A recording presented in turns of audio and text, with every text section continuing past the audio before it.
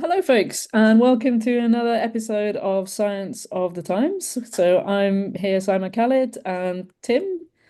Hello, I'm Tim Colson. So Tim, turns out that the lovely Sonia is away on a field trip in Borneo this week. I So how, I how are know you my coping? my wife, lovely wife Sonia, has abandoned me for a couple of weeks. She's teaching our biology undergraduates in Borneo, so I'm having to fend for myself. Do all the dog walking, and I suspect I'll probably be having sausages for tea. I've also been trying to do some DIY while she's away. How's that been going? I'm just as well, I'm not a lab scientist. I am so hopeless at DIY. I've now taken put a gate up and taken it down three times because I haven't done it properly. But I think this time it's going to work. How about you? What have you been up to? How's your week been? It's been a fair bit of travel. I was away in Tuscany, then got back, and I've been listening and watching the Champions League. Delightfully seeing PSG defeat and put out Arsenal. Well, I'm well, looking and I forward. should say, and this is obviously difficult, but congratulations, Liverpool, for winning the Premiership. Yeah, I know. Certainly looking forward to that guard of honor by from Arsenal at the weekend. Yeah. Anyway, so this week our guest is Paul Behrens, and he's an expert on sustainability and how we get there. It turns out we're not doing a great job in the West, at least, of living very sustainably. No, but from what I've read from his recent works, it turns out that it's not all doom and gloom. There's some great deal of optimism if we act fairly soon, right? I think that's right. So it's not it we do have to do something. Humanity has to do something.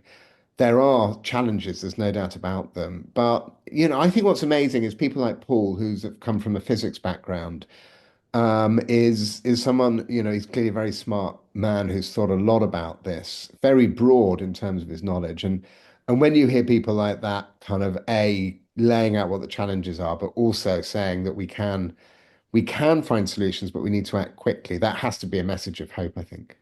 Absolutely. And when it comes from a pure scientist, I think there's no other hidden agenda. It's not a politician or it's not someone who's got something to sell or to gain other than just just that humanity thrives. No, it's true. Well, he does have a book, but and it's well worth reading. Actually, I must admit, I haven't quite finished it because we only managed to set up this podcast a few days ago, but I've been reading it quickly, so I'm nearly there. It's thoroughly recommended, and it's We'll include a link yeah, with the best the of times, the worst of times, but we'll do that anyway. Should we get him on? yeah, for sure. Okay. Okay, so hi Paul, it's lovely to have you here as our guest today for this episode of Science of the Times. Would you like to introduce yourselves to our listeners? Hi, lovely to be with you both. So I am a professor at the University of Oxford. I am broadly an industrial ecologist, which sounds like a contradiction in terms. How can you be an industrial ecologist? But one of the things that it allows you to do is think about the human systems like ecosystems as well. And so you can think about how the systems itself responds to different pressures like climate change, and how we can change that system for the better. So like reduce the environmental damage. So Paul, you actually started off life as a physicist, is that right? Yeah, so I was a physicist originally, and then I worked on telescopes for a while. So I was doing a little bit of astronomy. But I decided to come back down to earth because I was thinking there's a lot of problems with the environment here. And so over time, I've moved more and more towards, I would say, the sort of environmental social sciences. So trying to look at how do we fit on this planet? What are the impacts we're having on this planet? And what are the major roadblocks that we have for moving towards a sustainable future that's better for us? And you've written a number of papers on this that we'll come across, but you relatively recently had a book out called "The Best of Times, the Worst of Times: Futures from the Frontiers of Climate Science," and that's published and available by the Indigo Press, and it's on audio. It's on the audio book as well, and I can thoroughly recommend it. Oh, thank you. Yeah. So I in the book, I really wanted to get at this question of what kind of hope do we have for the future? What's the path that we're on? and what's the best we can expect? Because I think a lot of people are struggling at the moment with this idea of doom and gloom about the environment. And this sort of amorphous doom where we can't really, express it is not very helpful for anyone. It can switch you off from being active. And then it's the agency, it's the being active that then gives you the hope. And so I was seeing a lot of books coming out which were either very negative, it's the end of the world type books, or really positive. Oh my God, we've got these amazing technologies, it'll be wonderful. And as a scientist who works on, okay, well, what are the actual physical limits to some of these things that they're talking about? And what can we expect from climate change and environmental crises? What does it actually look like, the future? And so I took paired chapters of pessimism and hope in different areas. And so the pessimism is largely the trajectory that we're on. And then the hope is a reasonable hope for the future. So it's not a utopia. It's what can we expect are some of the trends that we see happening now, and would they be better than a future than we could possibly imagine now compared to the future that we're expecting? And so that made it quite interesting. So talking to people, because some people are really pessimistic already, and they go, "Oh my God, you're so hopeful," and then some people are really hopeful, and they go, "Oh my God, you're so pessimistic." So you want to read the pessimism chapter in each pair in the morning, so you can have a sort of slightly down lunch, but then read the more optimistic future one before you go to bed.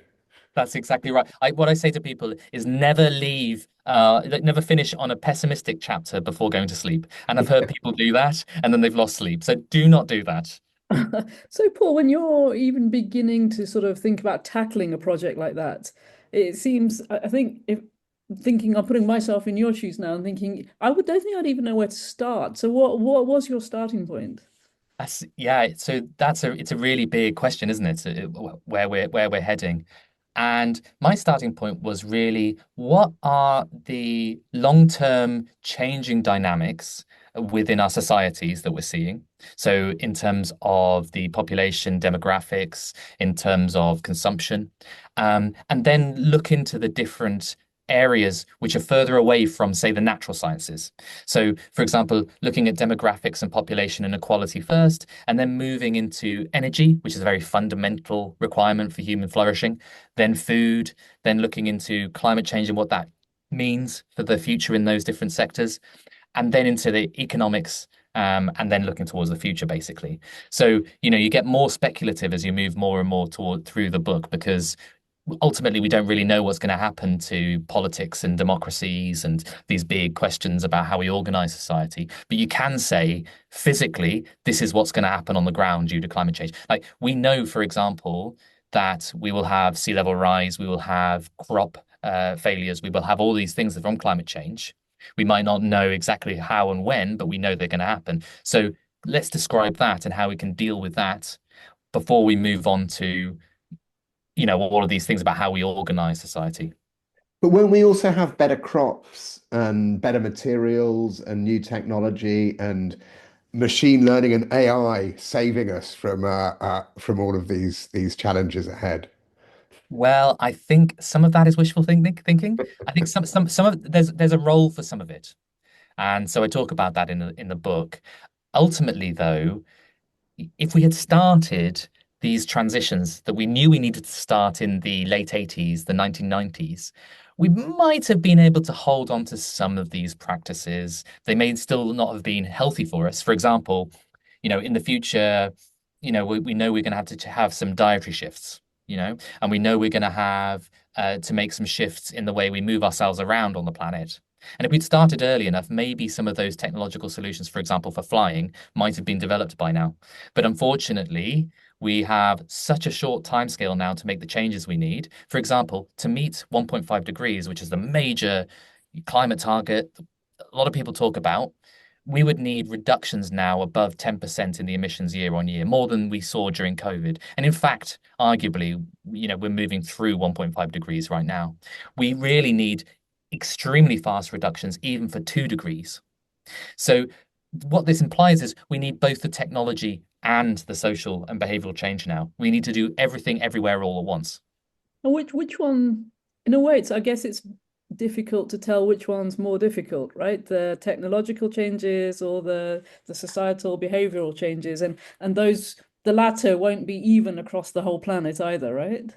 That's right. Yeah, it's really it is hard to sort of see how different sort of interventions, the different technologies and different social changes, how fast they can really move. We do know though that yes, technologies can be very powerful. Once we get the costs down for technologies, we start to adopt them anyway. So the big example on this is renewable technology. So the renewable technologies of wind and solar, for example, have come down massively in price. We call this a learning rate.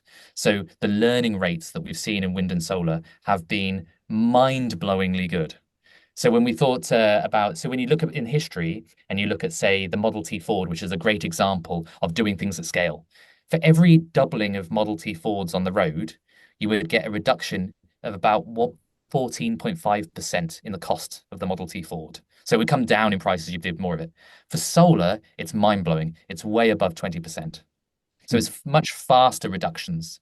And so, yeah, some of these technologies are absolutely vital and, they are really coming at the right time in the energy system. But the problem often is integrating them into the system. So, having the transmission lines, having the market dynamics, making sure that the fossil fuel companies move out of the way. These are all social questions. And those things tend to take time. Now, on the social changes question, what we do know is that humans learn from each other. We're sort of these intelligent apes that we interact, and we know that there's a contagion of ideas as well. And so when we see over time, we can see these sorts of tipping elements in societies as they shift from one practice to another. And the research there seems to suggest that if you get enough people involved in a new practice, let's take dietary change, for example. If we start moving towards plant-based diets, and we can talk about why that's sort of absolutely essential later. But if we look at the numbers of people adopting that behavior, it turns out that between about 15 and 40% is the number of people you need adopting that behavior. And then that tends to flip the majority.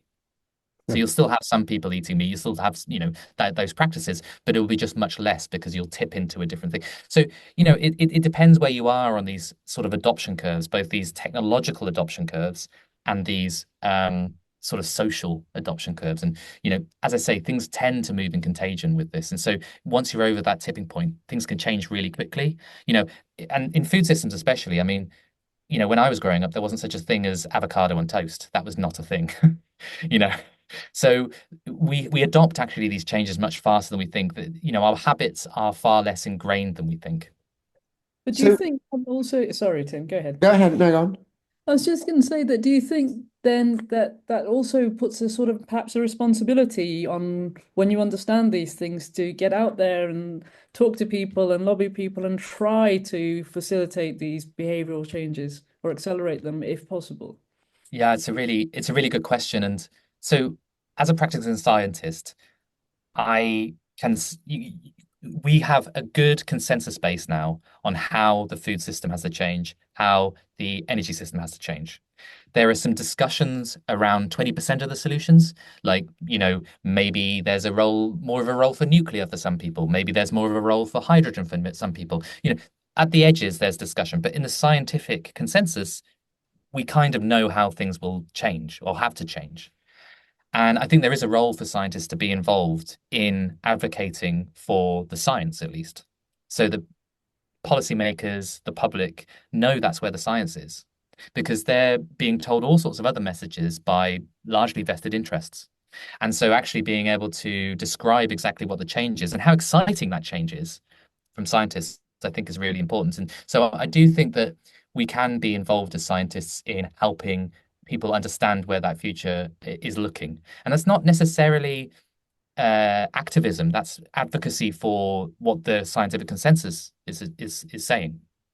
So what happens if we don't make these transitions? So what happens if we don't move fast very quickly to renewables? And I'm not asking you to predict the future, but at what point does civilization collapse? Do you think it's, a decade, 100 years, 200 years?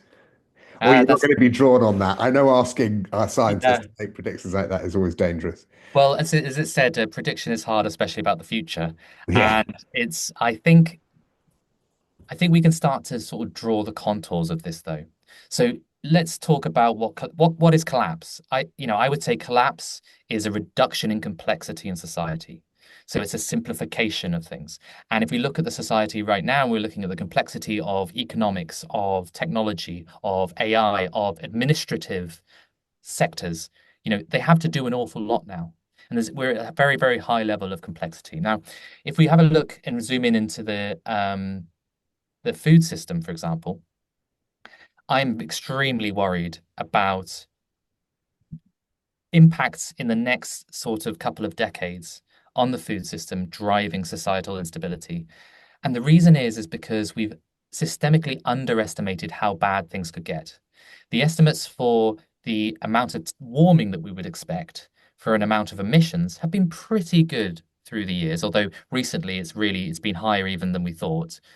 But what we systemically underestimated, and I've got sort of various things that I talk about here, is that we've systemically underestimated those impacts. So what we thought would happen at about 5 degrees of warming back in 2001, for the same amount of warming, for the same amount of impacts, we now think these things would happen at around 2 degrees or just over 2 degrees. Mm. And it's the same thing for the ecological and environmental aggregate impacts.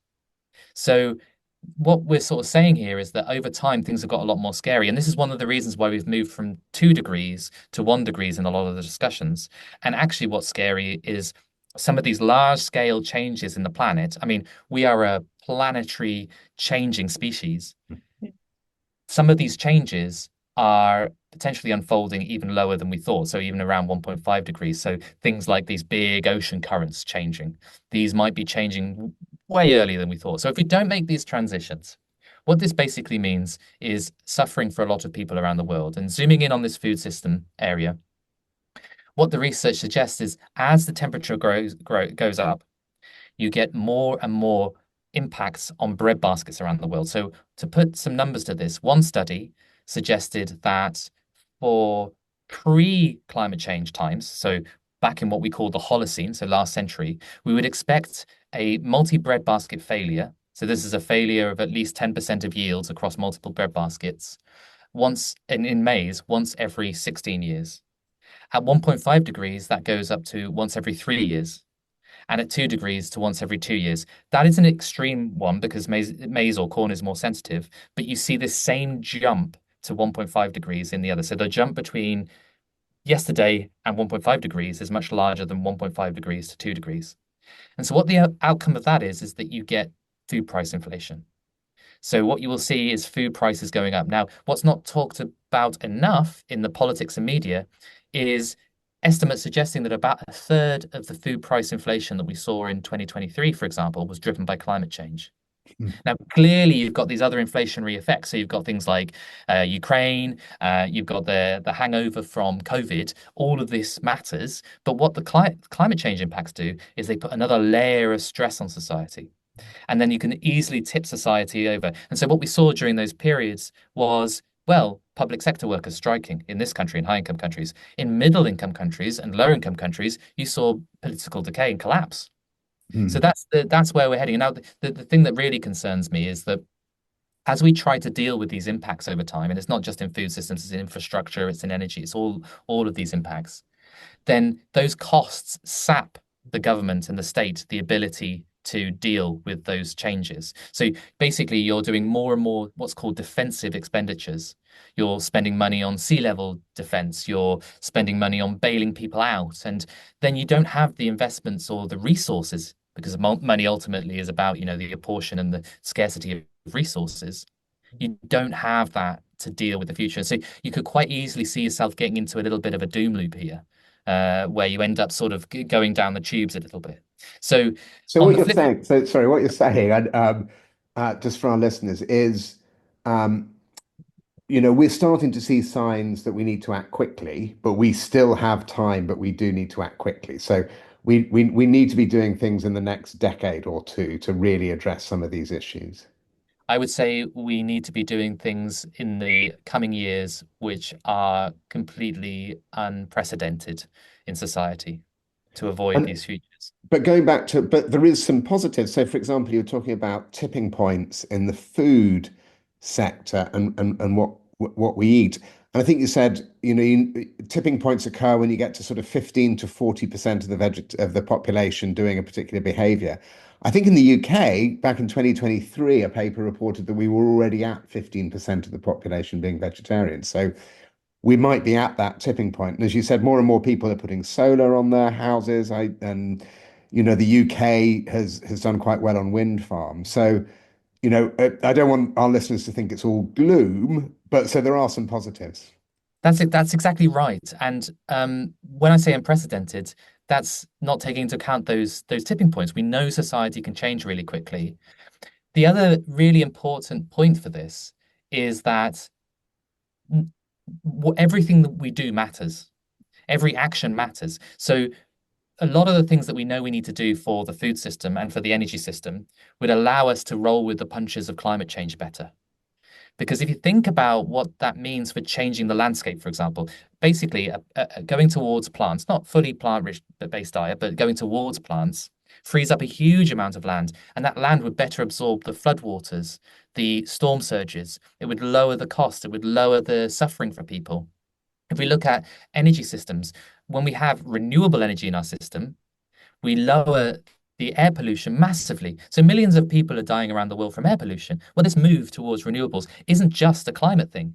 Mm. It's an air pollution thing. It saves so much health. And it's the same thing for food. Actually, arguably, it's even more for food because food, if you look across the whole suite of different climate and environmental challenges, food systems, one of the largest ones. Okay, so maybe on this positive note, we should take a little break, Tim and Paul, and head back in a couple of minutes. That's great. Hi, Tim. You're looking particularly snazzy today. What are you wearing? I'm wearing a piece from a company called Grace and Garbo. And actually, you know a little bit more about them than I do, to be honest. Yeah, you're right, I do. And You're as the you can fashion see- queen. Yeah. I'm also wearing a piece from Grace and Garbo. So this is a delightful knitwear outfit set up in Birmingham. What they do is they source knitwear, quality knitwear from all around the world. So it's vintage, one-off pieces, many of which they then hand embellish, like the one you're wearing today with its beautiful purple flowers. And so they're big on sustainability. Nothing goes to waste. Everything is sort of recycled and reused. And if you want to know more about them, then have a look at the link beneath this episode. And thank you very much to them for supporting our podcast. I hope their sales soar. Yeah, thanks a lot, Grace and Garbo. Welcome back after having heard the message from our sponsors. So let us continue talking to Paul. We're talking about through some of the challenges, and mainly you've been talking about food, Paul. But one of the things that you've also talked about in your book and you've written papers on is actually some of the requirements that we will need to fulfill in an environmentally sustainable world, on our transition to an environmentally sustainable future, in terms of things like sand and cement and other materials. So I think you've done some work on actually working out what those demands are going to be and how they might be met as well. Perhaps you can give us an overview of some of your recent work in that area. Yeah, no, so it's really an exciting transition that we're moving towards in the energy system. We've historically used a huge amount of materials. So, humans right now, we move more material than all the natural processes combined. I did one calculation for the book, which is that if you were to add up all the plastic that we produce and turn that into cling film, we could wrap the planet. Um, Wow. The amount of concrete that we've used so far would be enough to cover the entire surface of the Earth, so that with about 2 millimeters. In a recent study, we looked at the total amount of materials used since 1970, and that would be equivalent to about 3 to 4 millimeters of the entire Earth's surface. So we use an awful lot. I mean, one of the favorite ones, I think, is the fact that just in terms of plastics, that there are probably more small Lego people on the planet than humans. They're definitely going to last longer than us. I tried to verify this because Lego used to do this, sort of report this over time. But when they realized it was getting very, very close to the number of humans on the planet, I think they decided it probably wasn't a good look.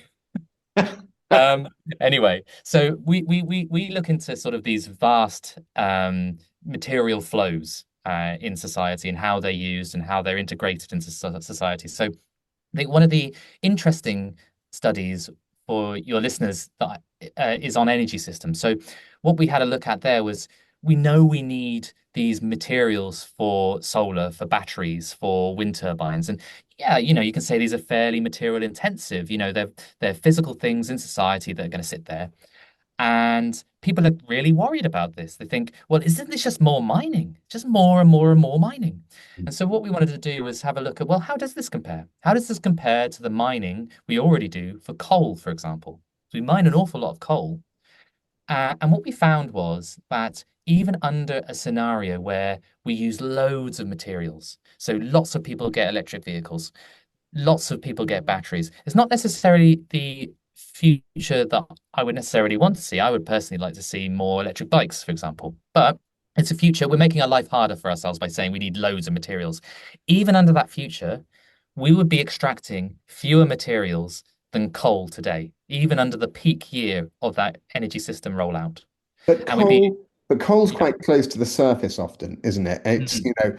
it's relatively easy to get out of the ground, but some of the other materials that we'll need, it's actually much more challenging, I think, to extract it. Although I suppose, people are mining, are extracting hydrocarbons, so oil at the moment from sort of 8 kilometers down and under £18,000 per square inch and what have you. So I suppose I know Well, what your answer's going to. Maybe I've answered my question myself. yeah, well, there is a bit of that, but also we looked at the amount of material moved as well. So we took that into account in the study.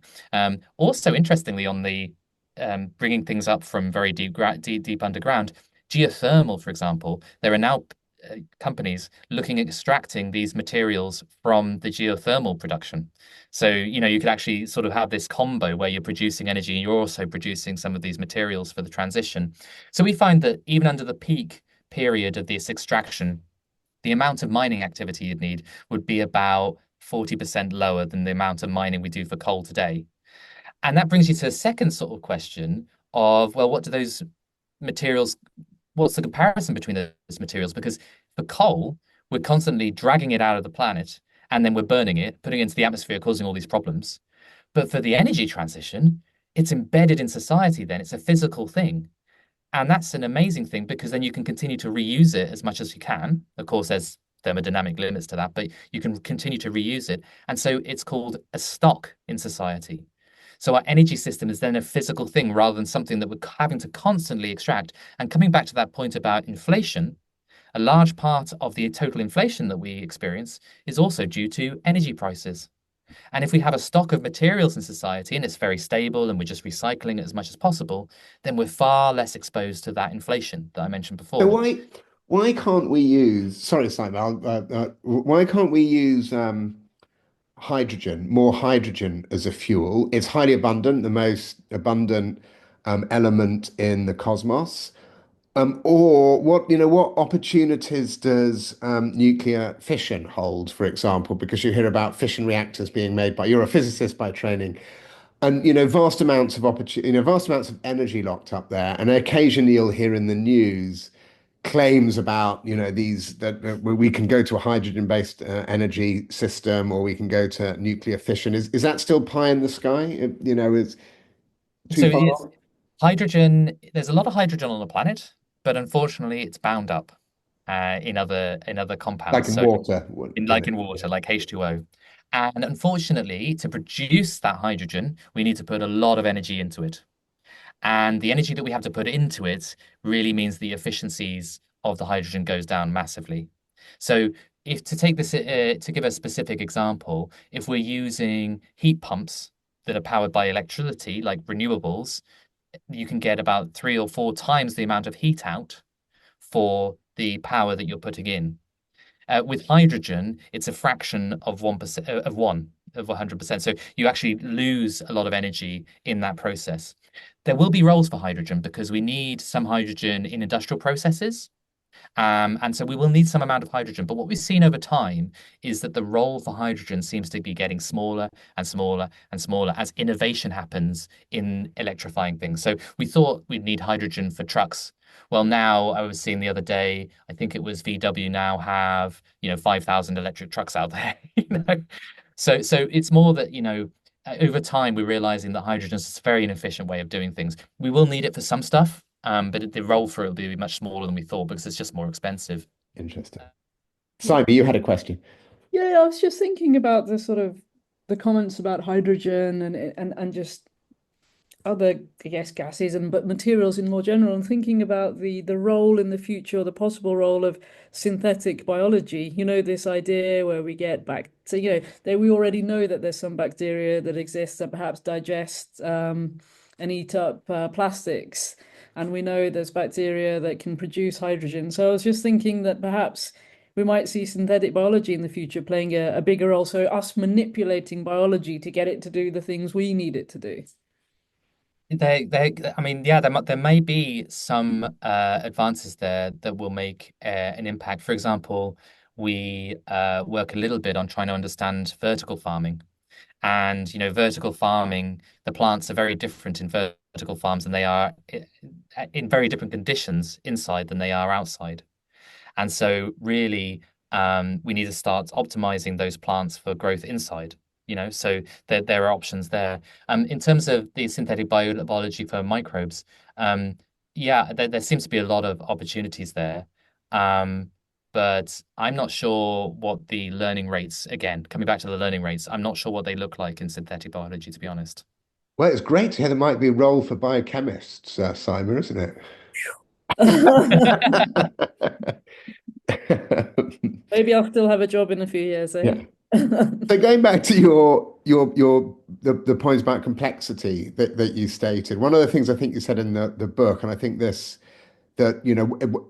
collapse, a societal collapse, if hopefully we avoid that, but it's about that loss of complexity. And I think you make a point in the book that there's probably very, very few people on the planet who would know how to make a pencil, all the steps being involved in making a pencil, let alone a toaster. I think was that one of the lines you said, something along those lines? Yeah. And then you think about the smartphone, or you think about so many other things. I mean, it's kind of astonishing how complex our civilization is at the moment.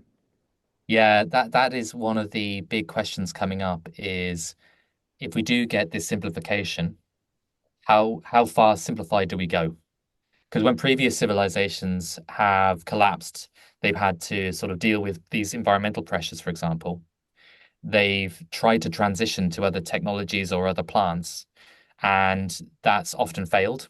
So then it's sort of a question of where do they migrate to? So a great example, is ancient Sumeria. So back in Mesopotamian times, and when they were irrigating the fields, they weren't draining them properly, and so they got salination in the field. The salt basically built up in the soils. They tried moving towards barley and towards crops that might be a little bit more resilient to the salt, but that didn't really help. It couldn't maintain the complexity of the society that they lived in, and then they had to migrate. And so then that's the big question is if we start getting all these supply chain disruptions, these environmental interruptions, these climate change interruptions, how far back do we turn the dial? And I don't think people we don't really have a sense of this. It's very science fiction. And it's kind of remarkable that we are living in a science fiction world right now with this. But one thing's for sure, the resilience in general is going to improve the further through these transitions that we go. So, sorry, what do you mean by that? I see the resilience of the civilization there. So even though we remain complex, our civilization would remain resilient. Yes. So if you think about sort of plant-based diets, for example, we are simplifying the agricultural system massively because in the animal agricultural space, we are growing loads and loads of plants to feed to animals that we eventually eat. And the animals throw away between, 80 to sort of 97% of the calories that we feed them, depending on the product. And so that's food that we can eat directly. And a simplification is actually just to eat the plants and remove that whole complexity, which requires loads of investment, it requires loads of labor. And so if we're able to make that simplified, then we're able to be more resilient. It's a little bit similar in, renewable energies. Arguably, it's harder to sort of make those things, obviously. But once you have the distributed generation of solar and batteries, and we have wind, then you can start thinking about distributed grids. So you can think about grids that can be islanded from larger grids. So you can be more resilient if climate change impacts one area of the grid, then there's more likely to be storage or production on another area of the grid. So some of these things that we know we need to do would make us more resilient. So if we do that transition to a plant-based diet, there's a load of equipment and a load of infrastructure and a load of jobs associated with animal protein production. So you're going to put all the livestock farmers out of work sort of overnight. I mean, what happens to them? All the So milking machines, all of this sort of stuff. yeah. So there's a lot of assets. So we've looked at this in research, and these assets, we don't need as many of them. But fortunately, agricultural assets are what's called depreciated over time faster than, say, fossil fuels. So basically, when you buy an asset, you start reducing the value of it as you're using it because it's not a new thing anymore. And agricultural assets tend to be depreciated much faster. So that means that really, as long as we're really clever about this, there shouldn't be these assets left over that people can't use anymore. They should be fully depreciated and basically sort of worthless by the time we've made the transition. In terms of the people in rural landscapes can be employed in so many other different ways for communal goods. So that's actually what's starting to happen in the UK in terms of the environmental land management schemes, for example, where people are being paid instead of having to produce agricultural products, they produce community benefits. So things like biodiversity, floodwater protection, some of the things that we've been talking about. And in the UK, for example, a lot of the animal agricultural sector actually loses money. And so the only reason why they're afloat is because of the subsidies. And so really what we can do is help the farmers with the debts that they currently have because they'll have debts because of the assets that they're using for animal agriculture. And then we can pay and help them in this transition towards managing the land for biodiversity improvements. That's the theory at least. I think sort of, I guess as I'm listening to you, what's coming to me more increasingly is the sort of the inequalities in every sphere actually across the globe. And all I can think of is sort of how this is going to impact different parts of the world in different ways. So the developed world versus, parts of the world that are sort of up and coming, and how we sort of say to people, okay, we've lived this great life and we've had all of these things, and now that you've developed the means to do that and have this life, actually, no, you can't do it. Hmm. And so that I think also is going to take careful, I don't want to say management because that doesn't even sound right, but Navigating. yeah, just careful navigation, I think, right? Yeah, so I think there's two things there. First, it's highly incumbent upon high-income nations to change. That's why we focus mostly on high-income nations with a dietary change. To be clear, we're not modeling these changes for people who live in food insecurity. We're modeling it for people who are already food secure. Related to that, the development pathways for different regions is highly dominated by both what people see as the good life, but also the institutions and the vested interests in high income nations as well. So they're always looking for new markets, for example, and expanding into those new markets. So we have to be really cognizant of that. I think one of the stats that I always think is quite remarkable is if you were to take the top 10% of income earners and reduce their carbon footprints to the level of the average European, you would reduce total global emissions by a third. Whoa.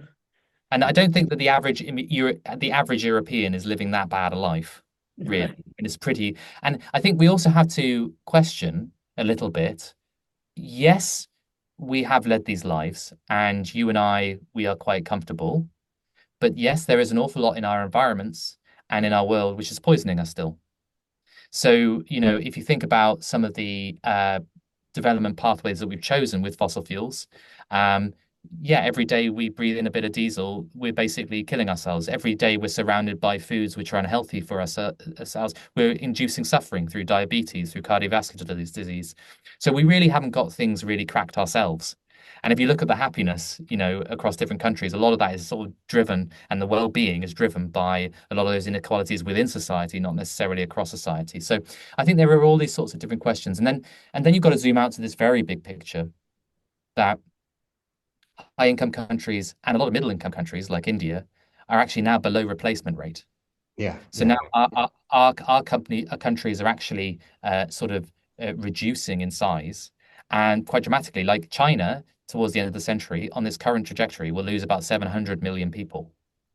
Yeah, And they're down at 1.3 or so, aren't they, in terms of yeah. No, really, 1.6, I think. Yeah. yeah. I mean, South Korea is at like zero point 0.8 or something remarkable, 0.8, 0.9, I read the other day. And so what this means is that For our listeners, 2.1 is replacement rate, right? So it's a number yes. of children each woman has to have, some won't survive because of accidents or what have you. So 2.1 is the replacement rate. So this is an India dropped below that a couple of years back, and Europe would be losing about 1.5 million active working age people by 2050. So what I sort of zooming out here in terms of this question of like, well, how do lower income people in lower income countries get to live this life? Well, I think one of the clear, obvious answers here is you've got massive climate impacts in those regions. We're responsible for it. Our demographics are changing, and we need a new narrative about migration. And we need a new narrative about well-being and thriving across the world. And I think that's going to be incredibly difficult politically. But if you look across the world and you look at these dynamics, it's quite clear where some of uh, the methods for alleviating suffering will be. So I could keep talking about this, for hours and hours. It really is fascinating. But we are running out of time. So is there any kind of, I mean, it really is fascinating. And over the course of my career, I have to say, it's really noticeable how there's been a change in the number, but also the kind of backgrounds that people come from who are addressing these questions. So, you're a physicist and astronomer who've come in. You're clearly not sort of one of these hippy dippy types that used to be the people driving this forward. And I think, I mean, that has to be a real positive. And actually having physicists and biochemists and chemists and historians and having the whole group of people trying to work out how we do this, I think has to be a point of hope. And I think we should end on a positive from my perspective, that we understand we're starting to really understand what the challenges are, and there are ways that we can do that. And I think I'm going to put those sausages back in the freezer and have beans tonight. You'll feel very good for it, Tim. I promise. The research shows health-wise, it's really, really good for us. And if I may just say one final thing for people and listeners is, one of the biggest things we have to address is our understanding of one another and the communications about climate change in the environment. And what the research shows over and over again is that people care and want to do things more than you think. So studies from around the world show that, for example, in the US, they ask people, what percentage of people do you think support a carbon tax? And carbon tax is such a dirty word. And they said 32%. And they said, do you support a carbon tax? And the actual support was at 62%. And so over and over again, when we look at this, the support is much higher.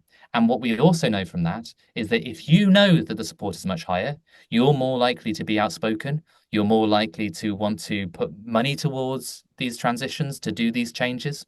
You're more likely to want to go on the journeys yourself, because the thing about, we've been talking about dietary change and so many of these other journeys that we've been talking about, they are journeys. Nobody is saying you have to do everything overnight.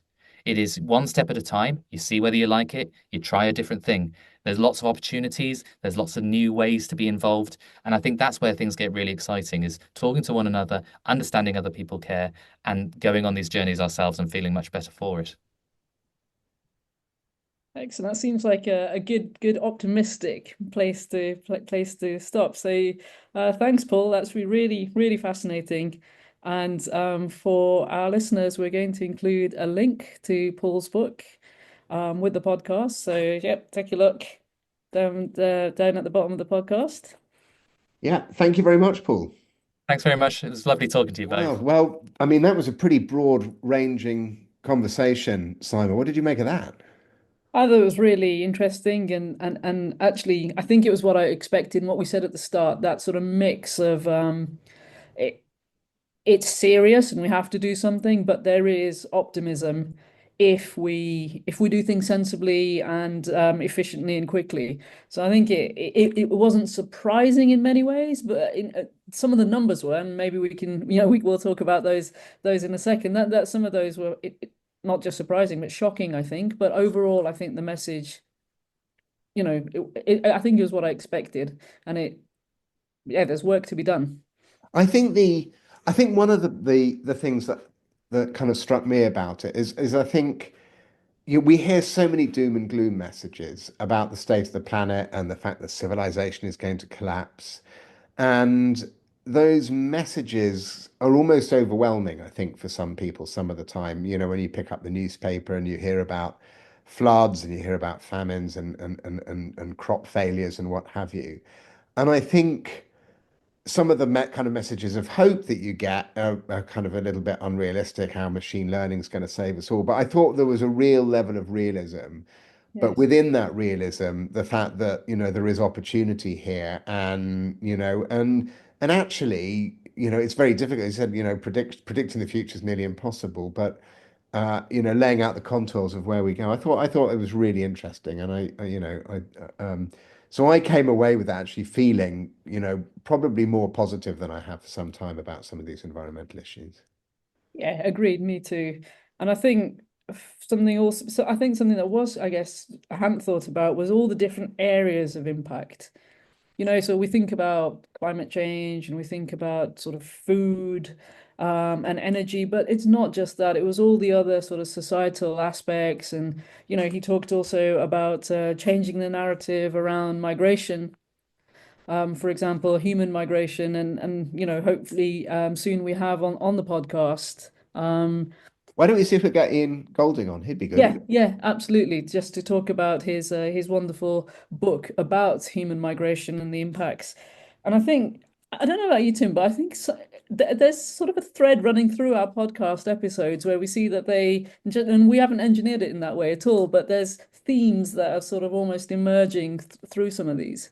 When I'm talking about threads, even our sponsor, isn't this terrible? That does sound like it's been planned, but it hasn't actually. But even our sponsor, Grace and Garbo, are a sustainability outfit or making sustainable outfits by taking garments that are on their way to to the dump, the tip, and they're giving them a new lease of life. And I'm sorry, I haven't got one on today. I'm sorry you haven't got one on today too.